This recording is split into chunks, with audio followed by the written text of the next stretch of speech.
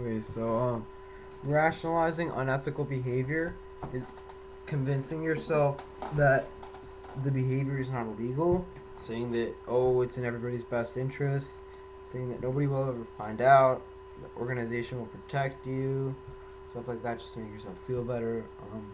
Ethics training seeks to help people understand the ethical aspects of decision making and to incorporate high ethical standards into their daily behavior. A whistleblower is someone who exposes the misdeeds of others in organizations.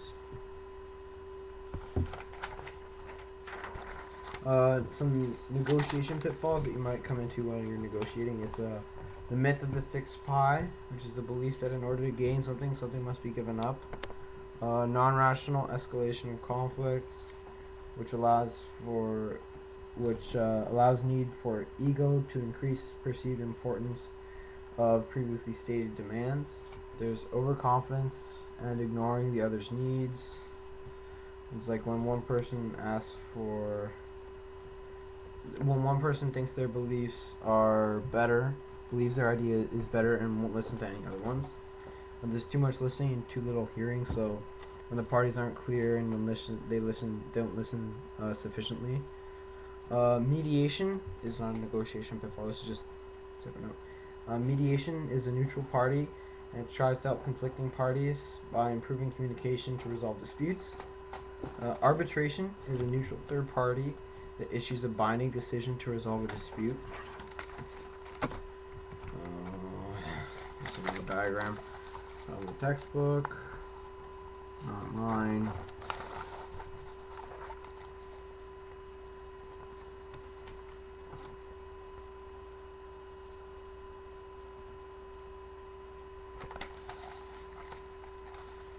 Code of ethics is a formal statement of an organization's value and beliefs.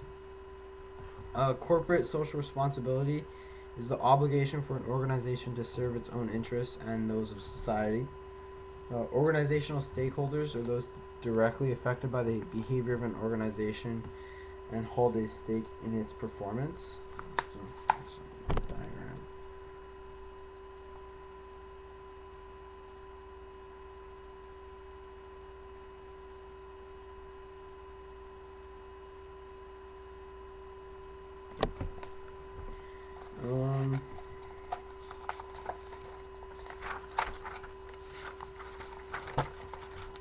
Social responsibility audit is it assesses an organization's accomplishments in the area of social responsibility. Compliance is acting to avoid adverse conditions like economic responsibility is profitability and legal responsibility. Conviction is the acting to create positive impact, ethical behavior, and discretionary responsibility. So there's the zone of compliance, which is just economic responsibility, be profitable, and legal responsibility, obey the law. And then there's the zone of conviction. It's like ethical responsibilities, do what's right, and discretionary responsibilities contribute to the community. So it's like what an organizations do in the order they do it, I think. I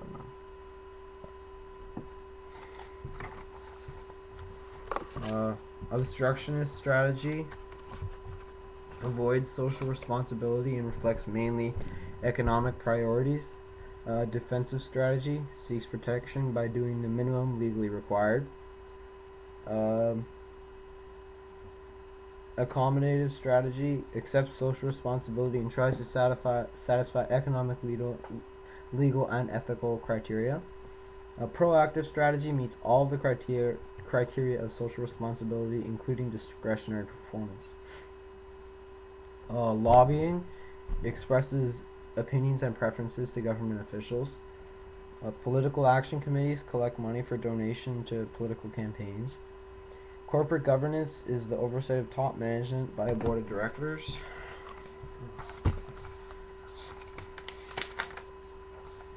And here's the diagram you can look at. Like the different mindsets of the different strategies and such.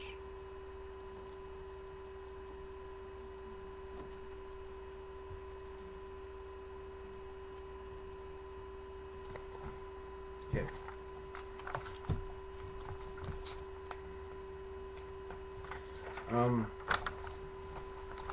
Now we're to communication, so pretty much done here. Hopefully these are repeats, so I can take some of it out. I don't think there is though. Yeah, there's no repeat. Anyways, communication is the process of sending and receiving symbols with a meaning attached. The message from sender to receiver through communication channel. Feedback is the reverse. When the receiver sends the sender a message through a feedback channel. Effective communication is when the intended meaning is fully understood. Efficient communication occurs at minimum cost. Persuasion presents a message in a manner that causes the other person to support it. Credibility is trust, respect, and integrity in the eyes of others. To build credibility, you should do it through expertise, like you must be knowledgeable about the situation. Through relationships, you must have a good relationship with the person being persuaded. Excuse me. And ironically, the next one is noise. Anything that interferes with the communication message. Communication channel is a medium through which the sender conveys a message to the receiver. Written channels are good for simple messages. Spoken channels are good for complex messages. There's a diagram of the communication process thingy. Yay. In the textbook, not mine. That's it.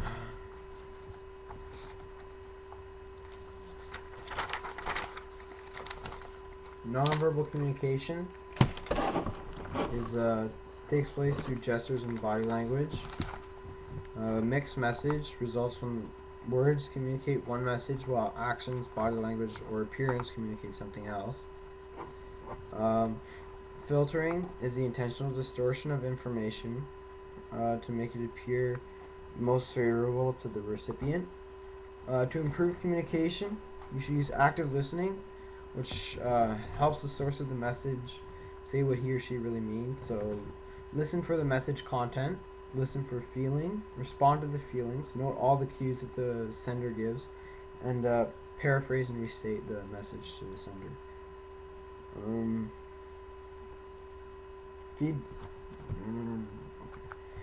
Feedback is the process of telling someone else how you feel about something that the person did or said. So you should give them feedback directly, make the feedback specific, and give it at an appropriate time. You should also try and make the feedback valid and give feedback in small doses. And that's all I'm going to do in this one because I hate having it get cut off and having to re-say stuff. So I'm just going to wait until the time runs out, so there's nothing else in this video.